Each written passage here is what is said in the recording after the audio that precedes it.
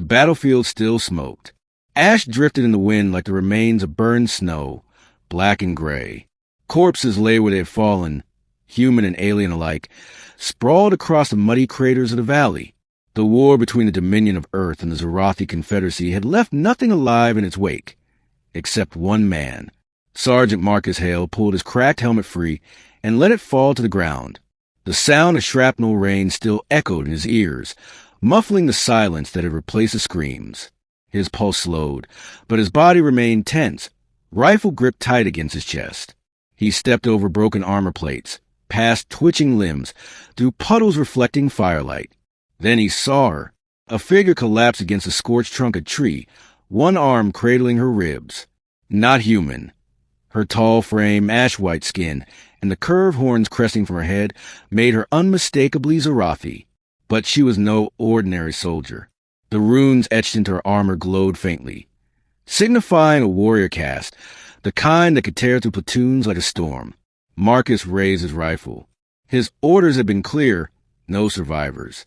The alien stirred at the click of his weapon. Slowly, she pushed herself onto her knees, pain etched into every movement. Her armor hung in jagged shards, blood leaking from beneath. Yet even defeated, she carried the aura of something dangerous, something proud. Her golden eyes locked onto him, wide and desperate. Then she did something Marcus never expected. She lowered her head. "Don't kill me, human!" Her voice trembled, carrying a guttural accent but painfully clear. Her claws scraped the mud as she pressed both hands to the earth in a gesture of submission. "I'll warm your bed." Marcus froze, finger tight on the trigger. He thought he had misheard, thought the ringing in his ears was playing tricks. But no, the words were real. A warrior, one of the fiercest enemies mankind had ever faced, was begging him for her life. He should have ended it right there. It would have been simple.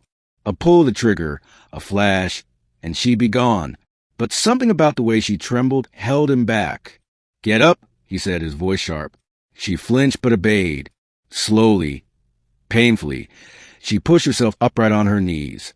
The proud horns that once gleamed with polish were cracked, her long hair matted with blood. Still, she kept her gaze down, not daring to meet his eyes again. "You'd sell yourself just to live?" Marcus asked. "I am last of my war band," she whispered. "If I die, my name dies. My bloodline dies. I will not beg for honor. Only life." She hesitated, then swallowed hard. "You may use me.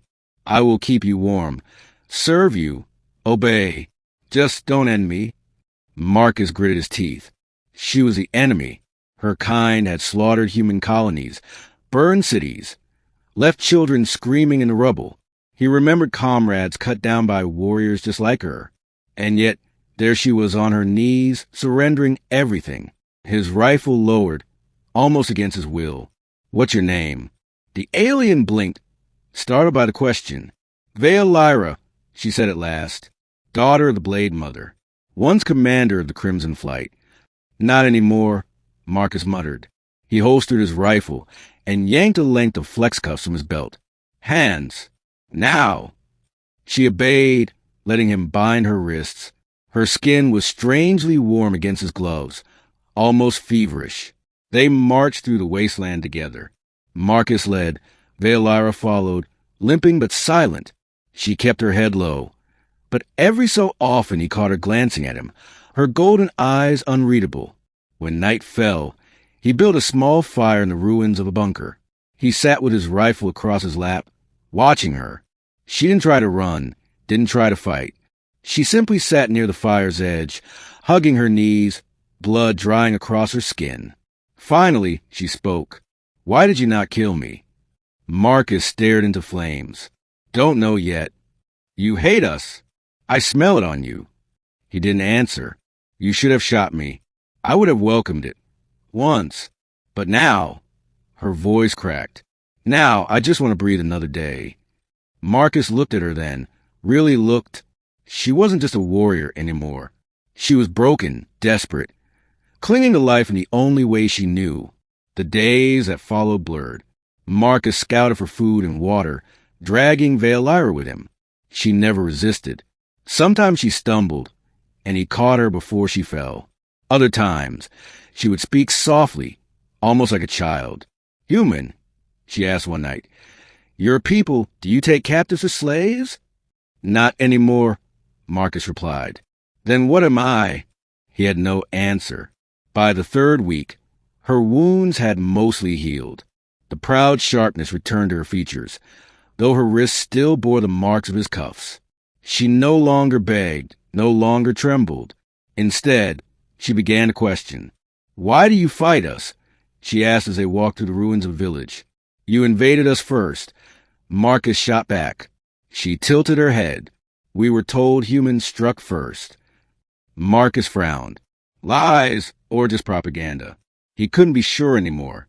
One night, as rain lashed against the bunker roof, Lyra shifted closer to him by the fire. Her voice was soft. "My offer still stands."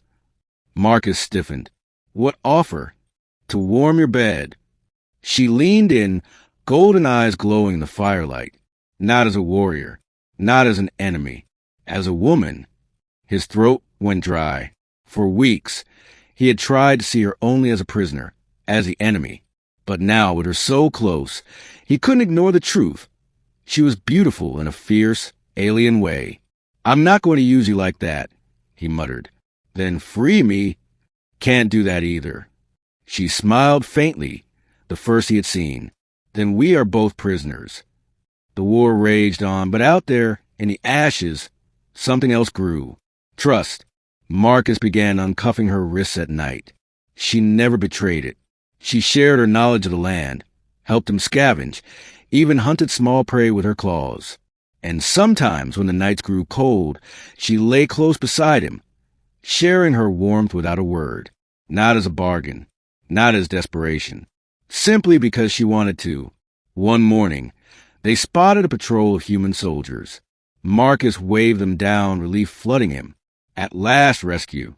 But as the soldiers approached, Lyra stiffened. "What will they do with me?" she asked quietly. Marcus didn't answer. He knew. The orders had been clear. No survivors. She would be executed on sight. The soldiers cheered when they saw him, clapping his back, calling him a hero for surviving. Then they noticed her. "What the hell is that?" One spat, raising his rifle. Marcus moved without thinking. He stepped between them and Lyra, rifle raised. "She's mine," he said firmly. "My prisoner." "She's a Zarathi," another soldier snapped. "Orders are to kill on sight."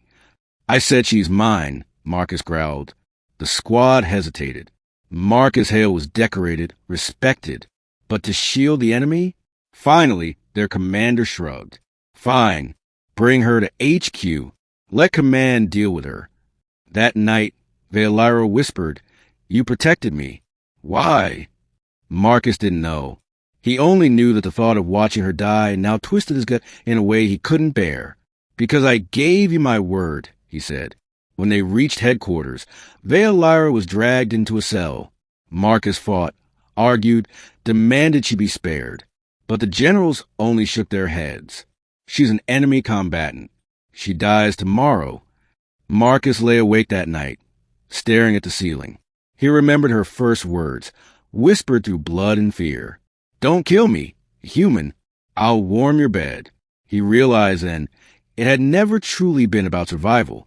It was about trust, about the bond they had built in the ashes of war. And as dawn approached, Marcus made his choice. When the guards came to take Lyra to her execution, they found the cell empty. Marcus was gone too. Somewhere beyond the war front, in the vast wilderness of a shattered world, a human and an alien warrior fled together. No longer captor and prisoner. No longer enemies. Just two souls, bound by a promise stronger than war.